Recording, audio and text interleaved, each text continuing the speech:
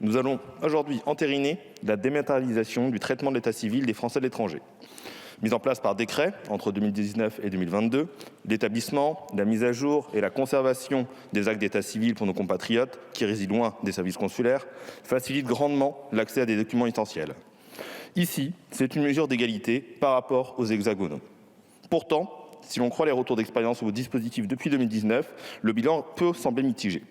En effet, lors d'une énième panne du portail du ministère de l'Europe et des Affaires étrangères en octobre 2023, les services ont été sursollicités, interrompant les demandes d'extrait ou de copie d'actes en ligne pendant plusieurs jours. En conséquence, le délai de traitement des demandes non urgentes a fortement augmenté et le nombre d'appels et de courriels a explosé.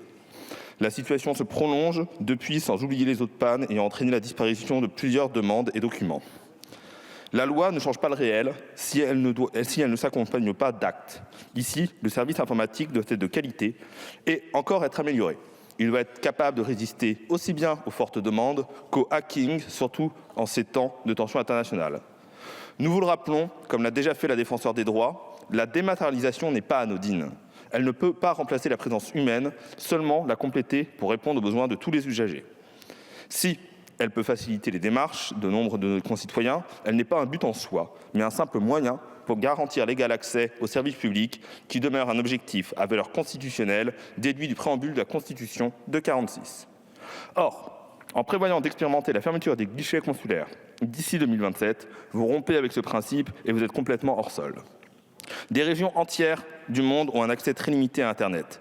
Certaines nations restreignent l'accès à des sites essentiels, y compris des sites français, et nos compatriotes vivant à l'étranger sont victimes des mêmes inégalités dans l'accès au numérique que les autres pour des questions d'âge ou de revenus. Cette dématérialisation doit être suivie d'une amélioration constante et technique et de conditions de travail des services humains. Or, depuis septembre 2021, 11 ETP ont disparu des effectifs et le ministère a prévu d'en supprimer 20 de plus pour faire des économies. Est-ce là la vraie raison de ce texte? Nous vous posons ici la question. Car supprimer des postes, détruire petit à petit nos services publics, rend toujours plus difficile l'accès aux droits, c'est un peu la politique que vous menez depuis les 7 dernières années. Tous nos concitoyens, où qu'ils résident, veulent pouvoir interagir avec des êtres humains, pas avec des robots ou des logiciels. Il faut se mettre à la place des gens. Si vous avez un souci de démarche administrative, surtout à l'étranger, vous avez besoin de pouvoir interagir avec une personne. Quel manque de considération peut vous amener à penser le contraire? Nous vous demandons donc de rembaucher les fonctionnaires aux postes supprimés et de renoncer à en supprimer d'autres. À la France Publique, nous n'avons qu'un seul mot d'ordre face aux casseurs du service public, des moyens humains et du fric pour le service public. Lors de notre niche parlementaire en novembre dernier, ma collègue commissaire aux lois, Danielle Obono, a fait adopter ici une loi pour rouvrir les guichets physiques dans l'ensemble des services publics. C'est une mesure largement soutenue par les usagers ainsi que par les élus locaux. Notre logique est de ne pas fermer de guichets et de rouvrir ceux déjà fermés pour garantir à toutes et tous l'accès à un service public de qualité.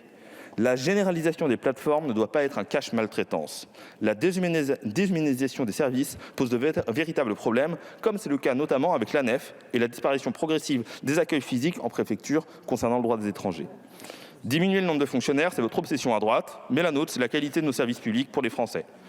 Bref, si cette dématérialisation répond à un besoin des usagers, elle ne peut pas se faire au détriment de l'égalité d'accès aux services publics et dans une vision déshumanisante. Nous nous abstiendrons sur ce texte.